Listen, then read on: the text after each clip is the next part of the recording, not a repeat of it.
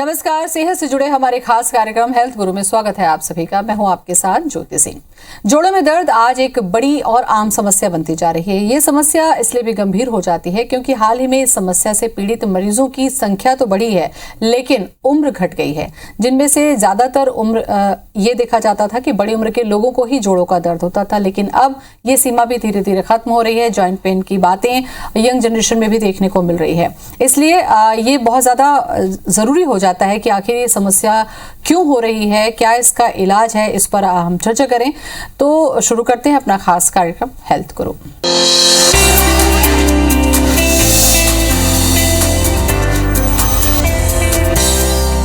क्यों होता है जोड़ों का दर्द, युवाओं में इस तरीके की समस्या क्यों बन रही है और इसे पा सकते हैं, कुछ ऐसे ही अहम सवालों पर चर्चा हम करेंगे। हमारे साथ जुड़ रहे हैं NHMMI सुपर स्पेशलिटी हॉस्पिटल से orthopaedic joint replacement surgeon doctor J Rai Chaudhary. Doctor Chaudhary, बहुत बहुत स्वागत है आपका। धन्यवाद। डॉक्टर चौधरी, सर्जरी पर हम तो चर्चा करेंगे ही कि जॉइंट रिप्लेसमेंट की नौबत क्यों आती है, लेकिन अगर थोड़ा सा हम अपने शरीर की हड्डियों को समझना चाहें तो ऐसी क्या स्थितियां बनती हैं कि जॉइंट धीरे धीरे खराब होने लगते हैं, जॉइंट पे कमजोरी आती है और ये कमजोरी इतनी बढ़ जाती है कि इसको रिप्लेसमेंट करने की भी जरूरत पड़ती है। क्या कारण देखते हैं आप इसके पीछे? ज्योति जी, जैसे आपने पहले कार्यक्रम शुरुआत के पहले जो आपने बोला कि बहुत यंग जनरेशन में भी अब अपने को ये दिख रहा है कि जोड़ों में दर्द आ रहा है। अब इसको मैं दो में डिवाइड करूंगा हमेशा।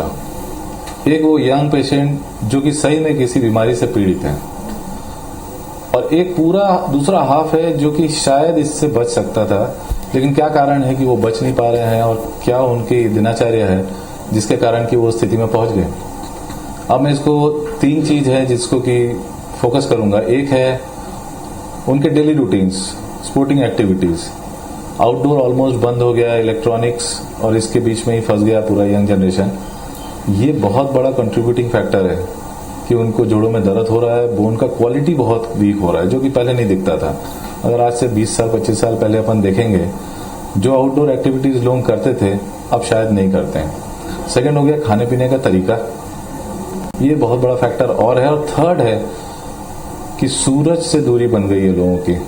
बाहर जाना मुश्किल है, बाहर जाना होता ही नहीं। कई लोगों का पूरा दिन से लेकर रात तक के ऑफिस के अंदर है, और क्योंकि सनशाइन नहीं मिल रहा है, विटामिन डी कमी आ रही है बहुत लोगों को, इसके कारण उनको जोड़ों में दर्द आ रहा है और बोन में पेन आ रहा है। इसकी जो समस्या है डॉक्टर साहब, जैसा कि जोड़ों का दर्द है, तो जोड़ों का दर्द ही क्या ऑर्थराइटिस है या ऑर्थराइटिस और भी कई प्रकार की होती है?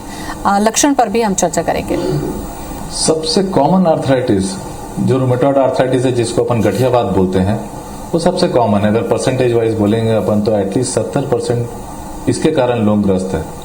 और इसके अलावा एंकलोजिंग स्पॉन्डिलाइटिस हो गया या दूसरे कुछ रेयर डिजीजेस भी है जिसके कारण कि जोड़ों में दर्द होता है। वो यंग से लेके हो सकता है कि 60-70 साल तक के भी वो चीज चले। कई लोगों को थोड़ा सा कुछ समय पहले खत्म हो जाता है, कुछ लोगों को 20-25 साल और वहां से लेके 50 साल के आसपास में सताता है, जोड़ को पूरी तरीके से नष्ट कर देता है। और कुछ ऐसे रहते हैं जो हल्का दर्द उनको काफी लंबे समय तक चलता रहता है, लेकिन जोड़ को वो नष्ट नहीं करता है। दर्द जरूर होता होगा और उसका इलाज दवाई भी है। जी, ऑर्थराइटिस जो है डॉक्टर साहब, पहले के समय में ये देखा जाता था कि वात एक समस्या होती थी। वात है, गठिया वात है, जिसपे हाथ पैरों की जो उंगलियां थी उसमें स्वेलिंग होती थी, उसकी साइज में फर्क आ जाता था। वो और आज जो ऑर्थराइटिस के टाइप्स हम चर्चा कर रहे हैं, वो ये कुछ अलग है जिस पर आगे चलकर सर्जरी की नौबत आती है। सर्जरी की अगर नौबत आती है तो वो दो ही कारण से। अगर वो आर्थराइटिस का प्रकोप बहुत ज्यादा है तो वो जोड़ को इतना खराब कर देता है कि दोनों हिप जॉइंट्स या दोनों घुटने, नी जॉइंट्स, ये पूरे खराब हो जाते हैं। तो उनको उसको रिप्लेस करने की जरूरत पड़ता है, और कई बार चारों को भी रिप्लेस करना पड़ सकता है। कई बार एक को जरूरत पड़ता है, दूसरा ठीक रहता है। दूसरा जो कारण है जिसमें जोड़ों का दर्द तो होता है, वात रोग है पेशेंट को। ब्लड टेस्ट में अपने को समझ में आ गया है कि हाँ, पेशेंट को वात रोग है, लेकिन उनके जोड़ खराब पूरे तरीके से नहीं होते। और खासकर अगर वो मरीज समय पे एक प्रॉपर फिजिशियन या रूमेटोलॉजिस्ट के पास पहुंच जाए और उसका मेडिकल इलाज चालू हो जाए। मेडिकल इलाज अगर चालू हो जाए तो उनका दर्द भी कम हो जाता है, और जो जोड़ खराब होने का जो रेट है, उसका जो स्पीड है, वो कम हो जाता है। तो हो सकता है अल्टीमेटली जाकर उनको जोड़ परिवर्तन कराने का, उसको ट्रांसप्लांट कराने की जरूरत नहीं पड़ता। डॉक्टर साहब, जोड़ प्रत्यारोपण की जब हम बात करते हैं तो कई बार ये होता है, ये एक ह्यूमन टेंडेंसी है कि जब तक आपका दर्द असहनीय नहीं होता आप डॉक्टर के पास नहीं जाते। क्या ऐसी कंडीशन में अगर हमारा एक जोड़ खराब है तो उसका असर दूसरे जोड़ पर भी पड़ सकता है? हाँ जरूर। एक जोड़ अगर खराब है तो अपन नॉर्मल ह्यूमन टेंडेंसी ये है कि अपन दूसरे जोड़ पे ज्यादा लोड देके उसके बाद चलना चालू करते हैं। तो जो लोड नॉर्मली दोनों में बराबर पड़ना चाहिए 50%, वो कई बार इधर होता है कि 24% और दूसरे तरफ में ज्यादा। तो उसका जो दूसरे जोड़ का खराब होने का रेट है वो हो सकता है कई बार ज्यादा हो जाए और उसको भी नुकसान पहुंचाए। खासकर उस स्थिति में अगर दोनों जोड़ एक साथ खराब नहीं हो रहा है तो, और अगर दोनों जोड़ एक साथ ही खराब हो रहे हैं तो फिर ये चीज तो कोई मायने की नहीं रह जाती। इंडिया में लोगों का सहन शक्ति बहुत ज्यादा है, दर्द सहने का शक्ति बहुत ही ज्यादा है। तो इन कंपैरिजन जो जोड़ बाहर में रिप्लेस किए जाते हैं और अपने यहाँ, इसको अगर कंपेयर करें और बाहर के जो डॉक्टर्स अपने यहाँ पे कई बार कॉन्फ्रेंस में आते हैं या हम बाहर जाते हैं तो हमको ये पता चल जाता है कि वो किस लेवल में और किस स्टेज में जोड़ को चेंज करवा रहे हैं। वो बहुत अर्ली होता है और हमारे यहाँ बहुत लेट होता है जी। तो इंडिया के जो केसेस होते हैं वो ज्यादा कॉम्प्लिकेटेड रहते हैं कई बार, लेकिन उनके केसेस के माफिक अपन थोड़ा सा लेट ही रिप्लेसमेंट कराते हैं, जो कि जल्दी भी कराया जा सकता है। क्योंकि आखिर अपने को चलना है, जब एक्टिव पीरियड है अपने लाइफ का, तो आपको ऐसा नहीं है कि 70-75 में जाके उसको जोड़ को रिप्लेस कराएंगे और उसके बाद 10-15 साल चल रहे हैं। उससे ज्यादा अच्छा है कि आप 60-65 में कराइए और एक अच्छा लंबा समय निकालिए उसके साथ, उसका यूज करिए। जी डॉक्टर साहब, चूंकि आप जॉइंट रिप्लेसमेंट सर्जन हैं, बहुत सारी सर्जरी आपने की है, इसलिए शायद ये चीज को आप हर दिन फेस करते हैं और आप आसानी से कह रहे हैं। लेकिन जिनका घुटना खराब है उनको ये लगता है कि अभी तो हमें दर्द हो रहा है, लेकिन अगर हमने सर्जरी करा ली तो क्या पता हम चल भी ना पाए। तो आपको लगता है कि इसमें मिथ को भी दूर करना जरूरी होगा, अवेयरनेस के लिए भी हमें कार्यक्रम करने की जरूरत होगी? लोगों के मन में शंका बहुत रहती है और एक समय, आज से 5 साल या 10 साल पहले की अगर बात करें तो ये बहुत ज्यादा हुआ करता था। अब इतने मरीज हो गए हैं ये जॉइंट रिप्लेसमेंट के, इतने लोगों ने करवा लिए हैं और वो अच्छे से घूम फिर रहे हैं, तो फिर लोगों को पहले से ही पता रहता है कि हमको ये सर्जरी करानी है और इतने महीनों में या इतने दिनों में हमको ये नतीजा मिलने वाला है जी। तो उतना अब बात नहीं करना पड़ता है जितना हमें एक समय करना पड़ता था। लेकिन फिर भी अगर कोई थोड़ा सा मानसिक रूप से ये तैयार नहीं है या फिर थोड़ा टेंशन में, तो सबसे अच्छा तरीका ये होता है कि उनको उन पेशेंट्स के पास भेज दिया जाए जिनका सर्जरी हो चुका है जी। और ये दोनों जब आपस में बैठ के बात कर लेते हैं और ये देख लेते हैं कि हाँ इसका नतीजा क्या है, तो थोड़ा सा और सरल हो जाता है अपना काम। अच्छा, जोड़ प्रत्यारोपण की जब हम बात करते हैं डॉक्टर साहब की, वेट करते चले जाते हैं कि शायद हम थोड़ा और की कंडीशन है, तो क्या इसके लिए कोई एज डिसाइड है कि इस एज में हमको कराना चाहिए, अर्ली एज है तो क्या पता ठीक हो जाए? क्या ऐसी टेंडेंसी भी देखी जाती है ट्रीटमेंट के दौरान? बिल्कुल नहीं। एज जो मैं आपको एक उदाहरण के तौर पर बता रहा हूँ, मैं जोड़ रिप्लेसमेंट करने का कभी भी सलाह पेशेंट्स को नहीं देता जब तक कि वो हमको नहीं बोलते हैं कि आप करिए। मैं ये नहीं उनको बोलता कि आपको ये करवाना ही पड़ेगा। अगर उनको इतना दर्द है कि उनका काम नहीं बन रहा है, वो वक्त है जब अपने को उस जॉइंट को रिप्लेस करना है। लेकिन हम अपनी तरफ से नहीं बोल सकते। फ्रैक्चर में जरूर हम बोलेंगे कि हाँ आपका कल सुबह ऑपरेशन करने का जरूरत है, उसका डिसीजन भी हम लेंगे, करेंगे भी हम। लेकिन जॉइंट रिप्लेसमेंट का सर्जरी कराना है या नहीं कराना है, ये पूरा मरीज के हाथ में रहता है। वो आके बताते हैं कि अब आपको हमारा जॉइंट रिप्लेसमेंट करना है क्योंकि अब चलते नहीं बन रहा है। और सबसे इंपॉर्टेंट चीज है कि जो सबसे यंग पेशेंट मेरे को याद आ रही है वो प्रज्ञा प्रसाद है। प्रज्ञा प्रसाद का उम्र 22 साल था जब मैंने उनके दोनों हिप जॉइंट के रिप्लेस किए थे। आज से तकरीबन 20 साल हो गया है। तो वो लड़की चल ही नहीं पाती थी उस एज में। जब वो चल ही नहीं पाती थी तो उसको उस समय जरूरत था उस जॉइंट रिप्लेसमेंट का, और आज 20 साल हो गया है, वो अपना एक एक्टिव लाइफ लीड कर रही है, शादी भी हो गया है और उस जोड़ को उसने इतना अच्छे से इस्तेमाल किया है कि मेरे को पूरा विश्वास है कि वो आने वाले 20 साल तक और उसको चला लेगी, क्योंकि उसको उसका इंपॉर्टेंस पता चल गया है कि उस जोड़ को कैसे अपने को संभाल के रखना है। बिल्कुल, काफी अहम ये बात आपने कही डॉक्टर साहब की जिनकी सर्जरी हो चुकी है, पोस्ट सर्जरी किस तरीके से सावधानी की जरूरत होगी इस पर भी हम चर्चा करें। सर्जरी हुई, उसमें बहुत अच्छे से केयर करने के बाद उसका जो लाइफ होता है घुटने का या जॉइंट का वो बढ़ जाता है, उस पर हम चर्चा करेंगे। लेकिन उससे पहले मैं ये जानना चाह रही थी कि जॉइंट रिप्लेसमेंट सर्जरी के पहले क्या कुछ ट्रीटमेंट दिया जाता है, कुछ तैयारी की जाती है?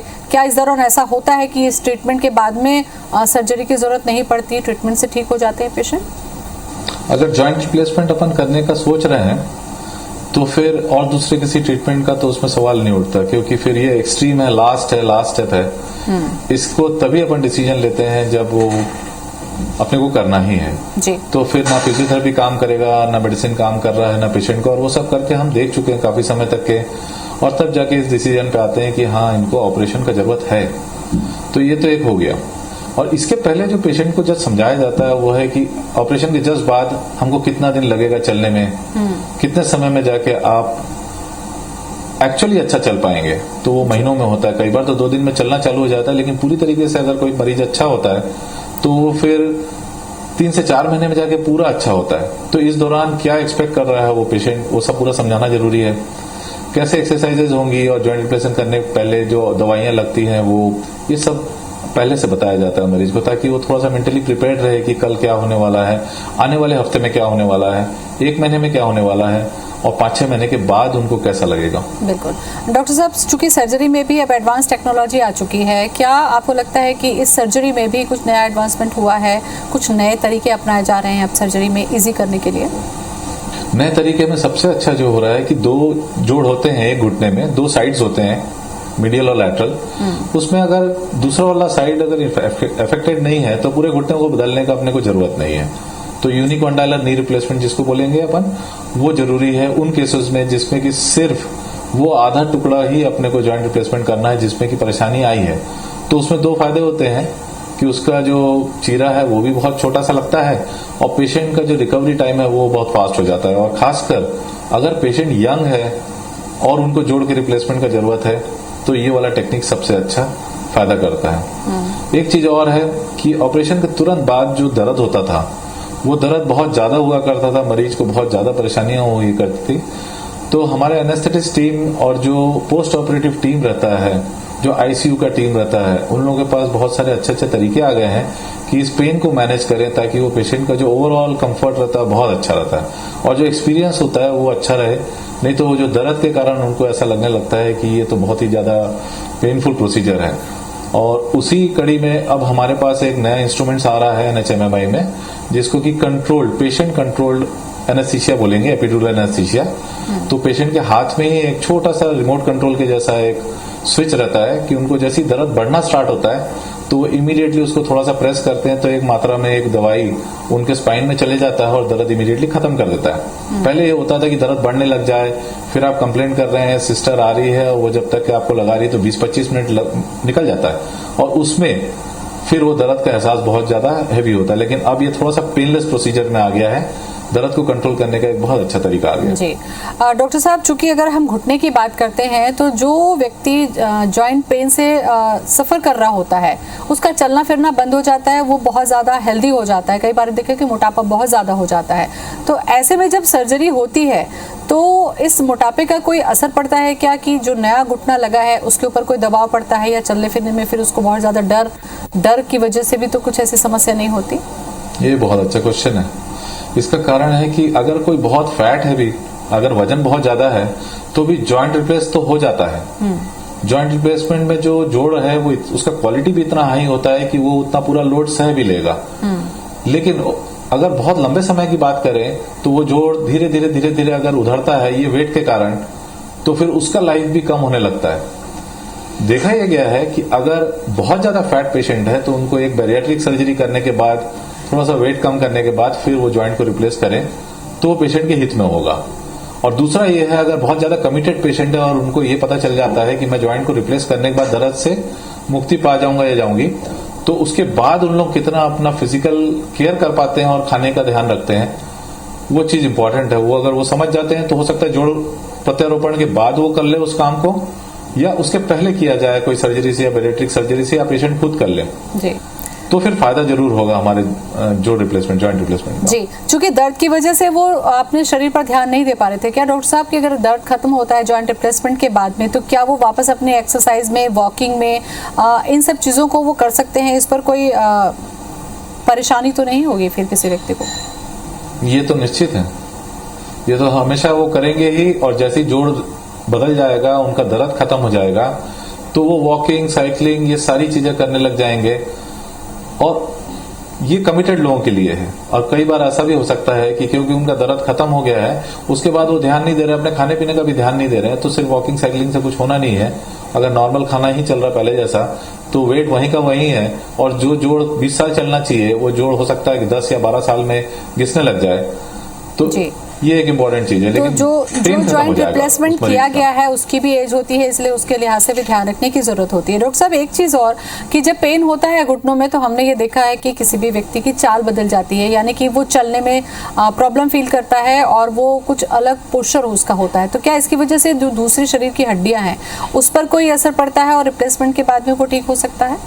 ज्यादातर आपने जिनको चलते हुए देखा होगा तो वॉडलिंग गेट बोलते हैं, डक का जो गेट होता है, डक का वॉडलिंग गेट होता है, उन लोग थोड़ा सा साइड टू साइड हिलते हुए चलते हैं। इसका मेन रीजन ये होता है कि जॉइंट जो है वो थोड़ा एंगल चेंज कर लेता है, वो तिरछा हो चुका रहता है। अब ऐसा अगर नीचे पैर में हो रहा है तो इसका सबसे पहले असर होता है स्पाइन में, और ये स्पाइन जो है उसमें पेन चालू कर देता है और स्पाइन में बहुत ज्यादा दर्द चालू हो जाता है। तो अब दो चीज का परेशानी चालू हो जाता है। इसलिए हमेशा मैं रिकमेंड करूंगा कि इतने आगे तक के मत जाने दीजिए कि आपको लास्ट स्टेज जाके बिल्कुल अब कुछ नहीं हो रहा है और जॉइंट रिप्लेस कर रहे हैं। लेकिन एक अगर आपको हर रोज दर्द हो ही रहा है और आपको किसी 3-4 डॉक्टर्स ने सलाह दिया है कि हाँ इसको बदलने का जरूरत है, तो वो सलाह कभी गलत नहीं हो सकता। इतना बड़ा सलाह कभी ऐसे नहीं दे जाता, बहुत सोच समझ के ही बताया जाता है। तो उसको जॉइंट को चेंज करा के आप अच्छा सा लाइफ लीड कर सकते हैं जी, स्पाइन को भी बचा सकते हैं। डॉक्टर साहब, चूंकि छत्तीसगढ़ में आपने बहुत सारे ऐसे ऑपरेशन किए हैं, चूंकि MMI में हैं आप, और अभी आपसे मैं जानना चाहूँ कि क्या छत्तीसगढ़ के अलावा दूसरे राज्यों से भी जॉइंट रिप्लेसमेंट के पेशेंट आप तक पहुँचते हैं? तो कौन सी ऐसी चीज़ें हैं जो आपने कॉमन देखी और जिसको दूर किया जाना जरूरी है? जो भी पेशेंट्स अगर बाहर से भी आते हैं, अगर वो एजुकेटेड हैं ऑलरेडी, उनको पता है कि उनका क्या काम छत्तीसगढ़ में अपने को करना है, तो वो फोकस रहते हैं उनको ये जॉइंट को रिप्लेस करना ही है। और अब मैं बोलूंगा कि NHMMI में और इतने बड़े हॉस्पिटल में और यहाँ की जो टीम है उसमें ICU backup, post operative care, ये ज्यादा महत्वपूर्ण है। जो जोड़ को बदल देने का ऑपरेशन है वो 25% मानूंगा मैं, लेकिन उसके बाकी के 75% जो ऑपरेशन करने के बाद पेशेंट जाता है ICU में, वहां से उसको बहुत अच्छा मॉनिटर करके BP पल्स ये सब देखे, क्योंकि कई लोग ज्यादातर एजेड ही होते हैं ये पेशेंट्स। तो ये पूरा टीम वर्क है एक तरह से, कोई भी एक व्यक्ति नहीं कर सकता अच्छे से। और अगर पूरा टीम अच्छा है, बाद में जो फिजियोथेरेपिस्ट है वो, पेशेंट का कमिटमेंट, पोस्ट ऑपरेटिव केयर, बेहोशी के डॉक्टर, एनेस्थेटिस्ट, ये सब मिल के इस जॉइंट को अच्छा कर सकते हैं और एक बहुत अच्छा नतीजा दे पाते हैं। डॉक्टर साहब, जैसा कि आपने भी जिक्र किया कि एजेड होते हैं पेशेंट, कुछ तो एजेड होते हैं और कुछ दर्द सह सह के इसको बढ़ा लेने के बाद एक लंबी उम्र हो जाती है। क्या कुछ ऐसा आपका अनुभव रहा कि एजेड पेशेंट के साथ में ट्रीटमेंट करने के बाद में उनको जो रिलैक्स हुआ हो, वो जो फीडबैक है वो बहुत अच्छा रहा हो, जो इस वक्त आप शेयर करना चाहें हमसे? सबसे अच्छा फीडबैक वही होता है जब वो मरीज कहीं जाके आते हैं बाहर। अगर रायपुर में वो रह रहे हैं और बहुत सालों से रह रहे हैं और कहीं बाहर नहीं जा पा रहे हैं और घूम नहीं पा रहे हैं, और अचानक जोड़ का प्रत्यारोपण कराया उन्होंने और वो कहीं घूम के आए, सपोज पंजाब में गुरुद्वारा के दर्शन करके आए कहीं पे भी, तो वो जो आके बताते हैं और वो जो एक्सपीरियंस उनका रहता है कि हम आराम से चल के जा रहे हैं, किसी का सहारे का जरूरत नहीं है, कहीं पे भी एयरपोर्ट में चल के जा रहे हैं और पूरा सब कुछ खुद से कर ले रहे हैं, तो वो चीज एक बहुत अच्छा महसूस होता है फिर। बिल्कुल। डॉक्टर साहब, जैसा कि मैंने कहा था कि चल नहीं पा रहे हैं, इस वजह से मोटापा बढ़ गया, मोटापे के बाद में दर्द जो है वो और बढ़ गया। क्या ऐसा होता है कि घुटने अगर खराब हो रहे हैं, एक के बाद एक दूसरा भी खराब हो रहा है, तो क्या इसका असर हिप पे भी पड़ता है? क्या वहां पर भी जाकर कोई प्रॉब्लम हो सकती है क्या, अगर इस प्रॉब्लम को अवॉइड किया जाए? अगर हिप में असर पड़ रहा है तो वो फिर उस बीमारी के कारण हो रहा है, जैसे मैंने बिल्कुल शुरुआत में बताया था, वो है गठियावात। गठियावात अगर असर करेगा तो सारे जोड़ों को कर रहा है, किसी में ज्यादा और किसी में कम। और घुटने में इसलिए ज्यादा होता है क्योंकि वहां पे हम वजन डालते हैं लगातार बहुत ज्यादा। हिप जॉइंट को भी इसलिए करता है वो, लेकिन वो रिस्ट जॉइंट को भी करता है और उंगलियों को भी करता है। वहां पे इसलिए असर ज्यादा नहीं होता है क्योंकि वहां पे वजन नहीं पड़ता है। और अगर ये कुछ ऐसा चीज हुआ है जैसे एवास्कुलर नेक्रोसिस होता है जो हिप जॉइंट में अलग से होता है, उसका घुटने से कोई संबंध नहीं है और वो बहुत कॉमन है वो भी, तो इसीलिए जो हिप जॉइंट का रिप्लेसमेंट होता है वो सबसे ज्यादा उन्हीं लोगों को होता है जिनको एवीएन है। तो जो हिप जॉइंट है उसका गोला खराब हो जाता है, उसमें ब्लड सर्कुलेशन कम हो जाता है, तो उन लोगों को हिप जॉइंट का रिप्लेसमेंट का जरूरत पड़ता है और वो घुटने से कोई संबंध नहीं रखता फिर। और ज्यादातर वो मरीज बहुत यंग होते हैं। डॉक्टर साहब, खान पान को लेकर भी हमें चर्चा करनी चाहिए, क्योंकि हड्डियों की सेहत की चर्चा कर रहे हैं, तो हमें किस तरीके की डाइट या किस तरीके के हमें अपना आहार लेना चाहिए, क्या सावधानी रखनी चाहिए, कोई मैसेज? खान पान सबसे बड़ा फैक्टर है। अगर आपने ये बोला कि अगर घुटने में दर्द हो रहा है और उसके कारण मोटापा बढ़ रहा है, तो मैं कहूंगा नहीं। दर्द जब स्टार्ट हो रहा है उसके पहले ही मैंने आधे से ज्यादा लोगों को देखा है कि वो ओवरवेट हो चुके रहते हैं, और क्योंकि फिर दर्द बढ़ता है उसके बाद फिर उनका खाने पीने का तरीका वैसा ही रह जाता है। और पूरे खाने पीने के तरीके में अगर चर्चा करूंगा तो फिर काफी लंबा चर्चा हो जाएगा, लेकिन मैं 2 चीज बताऊंगा। जो साधारण रोटी दाल सब्जी बन रहा है अपना, नॉर्मल जो बने जा रहा है इंडियन हाउस होल्ड में हर दिन, वो खाना मेरे ख्याल से थोड़ा सा बदलना जरूरी है। क्योंकि उसमें कितना कैलोरीज होता है नहीं होता है, और कितना तेल जाता है, कितना शक्कर आ रहा है, किसी को आइडिया भी नहीं होता है। और किसी को ये भी नहीं पता रहता है कि हम कोई गलत काम कर रहे हैं या गलत खाना खा रहे हैं। लेकिन over a period of time मैं इतना बता सकता हूं कि इंडियंस जो हैं वो फिट कैटेगरी में नहीं आते हैं। अगर वर्ल्ड का रेशियो आप ऊपर से नीचे तक देखेंगे तो फिनलैंड जो है वो फिटेस्ट कंट्री में आता है और इंडिया बहुत ज्यादा नीचे है, और उसका रीजन ये खाना ही है। अब वो खाने को कैसा करना है नहीं करना है ये अपने को सबको पता चल चुका है आज तक के, अपन उसको फॉलो नहीं करते हैं कई बार। जी चलिए, तो काफी अहम जानकारी आपने दी डॉक्टर साहब, बहुत बहुत शुक्रिया आपका। धन्यवाद।